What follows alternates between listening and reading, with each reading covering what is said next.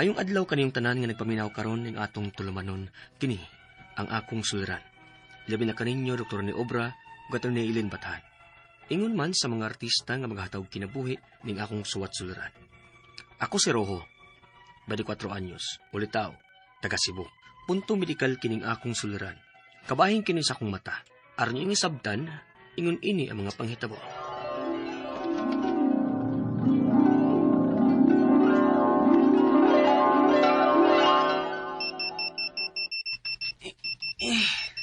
Isa pa, asal ding alarm clock. Unsa ding orasa? Oh, alas 6:30 naman di ay. Ahak biyani. Alas 7 tira ba mong sabot ng mga rayas bida? Padong sa uslog gamit ang road bike. Magandam sa kumi. Magdali lang ko.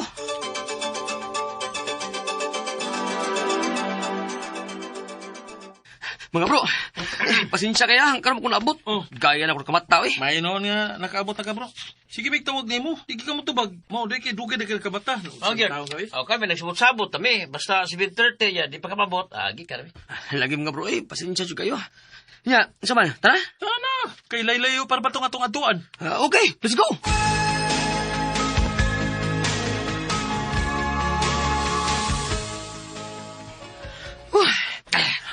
Abot na yun ta. Grabe dito eh. Grabe pa yung kabog. Kusog sa kay kang padagan, oy. Nagsunod ka tong truck. Oh, siyempre, abog kaayo. Magit. Ay, muwais na kanito ta. Ya, taon-taon, mga unta sa suki itong karanan ni sa Uslob. Pila ka oras tong biyahe karon di ay. Murag, kusog-kusog no. Migi ka man tag mga alas 7:15. Niya karon kay sanang oras alas 12:30 na. O mga kuan yun, kapinggid sa 5 ka oras. Ay, kusog-kusog na itong padagan nun da eh. Power kayo eh. Kay sao nag-apas mata sa oras sa pagpani sa kuan, ting paniod to. Sao nga dugay man kay kanimo matagod. Magit. Hala no. Sorry na good. Eh tara. Mga tara kay pighuman tong kaon, maso sa ka oras, balik ta para uli. Okay. Let's go.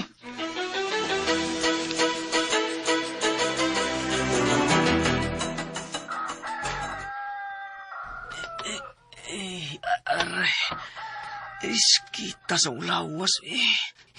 Sa akong tiil. Bagtak pa. Paulan mo mayo. Are. Katul na akong mata. Lugdong ko Katul mo kayo. Muadto ko sa CRB kay mangilamos ko.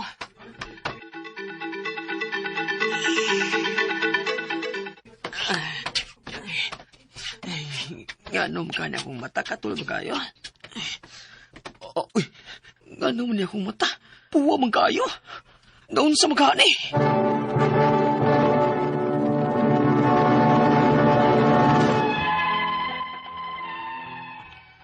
Pagkaugmaan na gikan sa mong biyahe sa Uslob, di ba maulang kong mayo. Kunya perting katulala sa akong mata. Kung pagsood ako sa CR, naibong lang ko, nga puwa na kayo akong mata. Mong akong isultihan si mama bahin nini. Ug unya. Ma, tanawa ko na akong mata, ma. Okay nga naman di ay ng imong mata. Katul kayo, perti ang puwa, ha? Di ka na. Lapitaw da. Buha kaayo. Naon sa man di ay na Rojo? Lambot lang mo, eh. Pag mata na ko na, perti ang katula sa akong mata niya. Ako gilugod.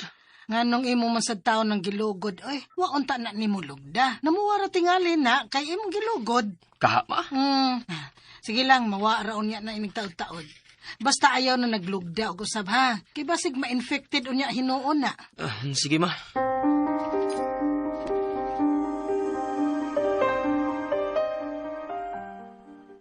Mga bro, kumusta naman mo? Okay na gyapon. Medyo sakit ang kalawasan tungod sa pamaol. Na, parihang ta bro. Ako gani, gisod kong lakaway kay sakiting pamaol sa bagtak. Maog yun. Nya ikaw, unsa man ka? Musta man ka? Way pamaol? Mura naman gani kong gilantan tungod sa kasakit sa akong lawas. Grabing pamaol, eh. Okay. Pero, worth it kayo. Ay, parihang ta ni di ay. Wala exempted ni. Bro, nagkabantay ko ba? Tay, paragod. Unsa man ang mata nimo? Puwa man lagi na. Ha? Puwa kayo. Pitaw. Pitaw bro. Puwa kayong mata oh. Mau ba? Wa pa rin gihapon mawa. Ma, tanawa ko balik akong mata, ma. Ano naman sad ng imong mata? Di pa siya sakit, ma, pero wako man gyapon nawa ang puwa. Ha? Be, tanan ako. Oh. Uy, hala. Nganong mas ni grabe man ni siya, Roho? Unya, mura man og dunay ni tubo sa imong mata. Unsa ma? Na, magpa-check up ka. Ato nang ipatanaw ang imong mata para mahatagan nag-eye drop para mawa na ng puwa. Sige ba?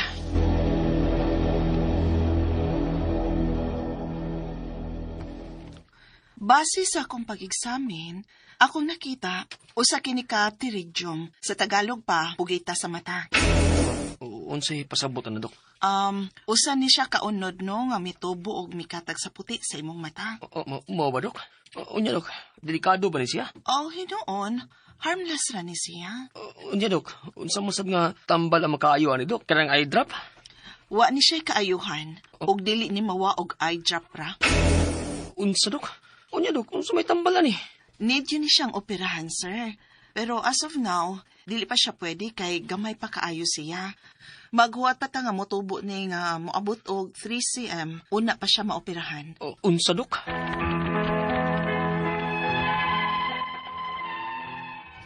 Nahadlo ko sa gisultis doktor nga ang puwa day sa akong mata dili na din mawa kung dili maoperahan.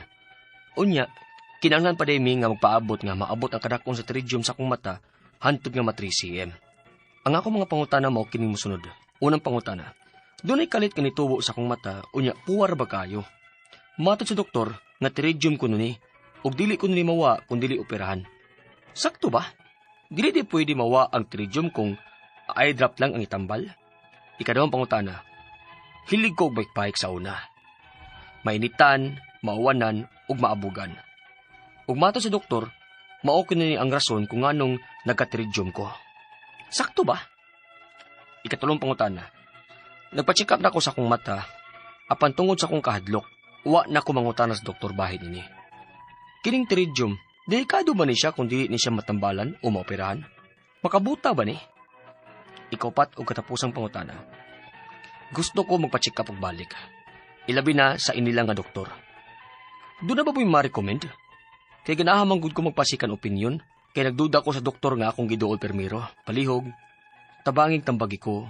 Kini ang akong suliran, Roho. Mayong adlaw mga suking tig paminaw din sa tong programa, kini nga akong suliran. Ano na sab ako, si Dr. Rene Obra, magiguban kaninyo karong adlaw. Ako motambag sa inyong mga medical problem, kay medical doctor man ako. Psychological, emotional, ug behavioral, kay usa man ako ka psychiatrist. Ug mga problema sa mga ginadiling drugas, kay usa man ako ka drug addiction specialist. Klase-klaseng pamaagis, pagpadala sa mga sulat-suliran di karamo. Pwede kayo padala sa mong email, suliran_612@yahoo.com or sa atong Facebook account, kini ang akong suliran official writers page o diba sa mong bata sa 3rd floor, Jose R. Martinez Building, Osmeña Boulevard, Cebu City. Ang atong bakutlo nga pagtulunan karong adlaw, mao kini nga naatay mga hinumduman para happy ta atong kinabuhi. Kung mahimo lang, ayaw na lang pagdumot. Kung insultohon ka, ayaw lang pug smile na niya perme. Likay-likay naman po. Not all the time mo explain ta sa atong mga gika-enkwentro diha sa atong mga grupo-grupo. Simple living lang. Smile. Kinalang nga tangpol ta. Ang inomdom na ko na ako gika-bangi. One time, ngayon na siya sa kung tabang kay admit ang membro siyang pamilya sa ospital. Bitabangan ako. Tawa man yun hunahunag pasalamat. So ako nga pahinumduman. Matadegil pasalamat yun. Tigas kayo ba? So, mga nang mga tao nga mga nabay mga personality issue nga believe sa sarili ba? May tawag na mo sa mong pagtuon sa psychology, psychiatry yung mga narcissistic doesn't show or say a sense of gratitude. Why sense of gratitude? Tabangan ni mo, pabidang magpasalamat ba? Kontrahon baka may bibigos kulang pa mo tabang. Na-encounter na ko anak. Good luck to you, bye. Okay, so ang ato magtatampo karong adlaw si Ruho, 24 years old, taga Cebu. Regard day mga taga Cebu, Dr. Omar Arcio, Edwin Minglito, William Buot og si iyang asawa, Doktora Buot.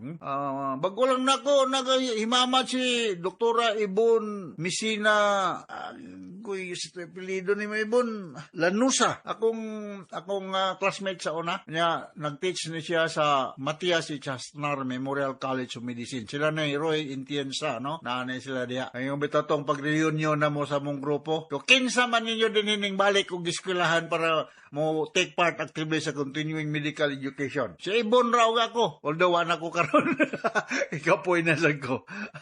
So, ako, Dr. Rene Obra maestro ko. I am a classroom teacher sa mga medical schools, mga medical student diri sa Sugbo. So, sa una, daghang schools, pero karon gamay na lang, duha na lang. University of Cebu and Gulyas College of Medicine. Obra maestro ko diya. Na ako sa klase, dili ko parehaan na magsigil lang katawa, smile. Stricto po ko gamay. Muhagbong mo sa ko og dili gyud ang ipasar. Ang kinabuhi sa maestro, daghang amigo pero daghang pug kontra. Okay, so unang concern ni Ruho, murag problema man sa mata yang problema. Mayon tag akong kauban sa Guillermo Laboratory, mga Ortiz, no? Ano sila sa eye problem na sila, no? Si dental problem na si Ernie Nilyama rather. Okay, so unang pangutana, dugay kalit nga nitubo sa akong mata, unya puwar ba kaayo? Matod sa doktor nga tiridium kuno og dili kuno ni mawala kung dili operahan. Sakto ba? Dili di ay pwede mawala ang tiridium kung eye drop lang ang itambal? Well, depende sa stage sa tiridium. Unsa man yung tiridium? Mura batag na unod sa mata, no? Mo start ni siya murag namagutay tawag sa matang cornea, no? In the long run mo abot ni siya cornea. Unsa may mga hinungdan ani, na kung ang imong mata unprotected, yung suroy ka, wala kay sunglass, exposed ka sa ultraviolet light, o na nga ma-overwork ang imong atong mata, no? So unsa man ni pagtambal, natay daghang mga eye drop pero with the recommendation of our ophthalmologist, no? Kinalang kag magkuan kag protection sa imong mata, especially kung you are most of the time exposed to sunlight, no? Natay mga lubricating nga mga eye drops diha. Pwede ra po og inunta mo imong gamiton, maka minus ni sa kanang load strain sa imong kuan. Ako gitagaan ko ning Dr. Jojo Aquino pag paopera nako sa kong tarak, pero di lang ko mo-recommend ninyo, no? Na ay mga artificial tears, no? Anti-inflammatory eye drops na apod. Kasagaran sa mga eye drops nga resita sa mga ophthalmologist, mga steroid eye drops nga nanay siya anti-inflammatory property, no? So, pterygium is ingnon ta dili ni siya ingog ayo kadlo kay most of the time o dili ni siya cancerous. Usually non-cancerous ni siya na motubo dia sa atong mata. Kaduhang pangutana, hilig ko og bike sa una, mainitan, mauwanan og mabugan. Matod sa doktor mao kuno ni ang rason kung nganong nagka-pterygium ko. Sakto ba? Yes, because kung mag-bicycle, basta kung long distance biking, unprotected ang imong eyes, imong mata, tay ultraviolet rays diha nga makadamage sa imong mata. So, ako dugay kay ko nagmotorsiklo, pero kaning bike, naka-bike ko sa una sa high school pa ko, pero for 10 years nang motorbike ko. Grabe ako experience ng motorsiklo. Binaglayo ang travel nimo kinahanglan na kay sunglass, ug imong helmet na ay inunta protection, no? Nataganda mo kay idea unsa ko ka grabe sa magmotor kanang sugod Southern Leyte ngadto sa Tacloban City, that is mga 130 kilometers more or less. Motoron ko lang na early morning, maka-attend pa ko flag ceremony dito sa Tacloban alas 8 sa buntag. Gikan kog sayo sa sugod. Grabe ko mo motor sa una. Kusog ko no kay ko magpadagan, pero ako nga nagmotor, magsakto ra. So ingon ana, magmotor ko, mag-sunglass gyud ko kay para ma-protected ang imong mata sa abog. Ay may usahay na ay mubangga nimo nga mga buyog, mga whatever nga mga insects musud sa imong mata na problema na. It's not only the ultraviolet rays, no? Okay? So sunod nga pangutana, nagpa-check up nako sa akong mata. Apan tungod sa akong kahadlok, wala na ko mga pangutana sa doktor bahin ini. Kining pterygium, dili ko ba ni siya, delikado ba ni siya kung dili siya matambalan? Sa ako nang ginaingon, benign ni siya. Nga nay unod nga mutubo diha sa imong kalimutaw o sa imong mata. Mo start ni siya diha sa imong mata, o nya mo extend ni siya ngadto sa sud sa imong cornea. O in the worst scenario, ang solusyon ani is surgical. In severe cases ba? Pero kung mahimo lang, kay cancerous man ni siya, mahimo na ni siya mga antioxidants, mga steroid eye drops, mga vitamins. I-recommend ko vitamins nga makuha na to sa mga prutas, sa mga vegetables, vitamin E, vitamin C, makatabang po na siya. So, delikado gyud, di mo lang pasagdan, ha? You have to do something about it. Ikaw pa ko tapos ang pangutana. Gusto ko magpa-check up ug balik, ilabi na sa inila nga doktor. Doon na ba mo'y ma-recommend kay ganahan ko magpa-opinion good kay nagduda ko sa doktor nga akong giduol. Well, taga Cebu man ka Roho, no? So, mo recommend ko ni Dr.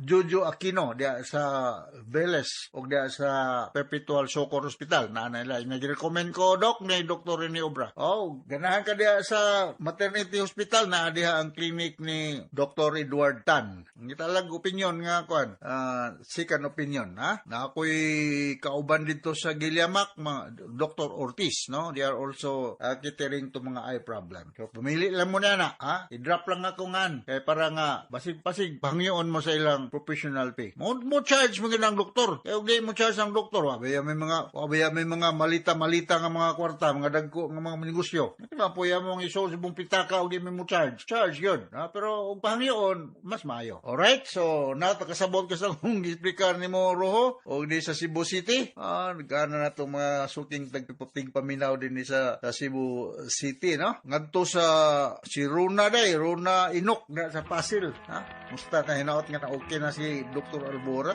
Ano ba ito yung problema? So, from all of us here sa Radio Mindanao Network Production Center, once again, ako si Dr. Rene Obra. Until the next time, hasta la vista. Bye-bye!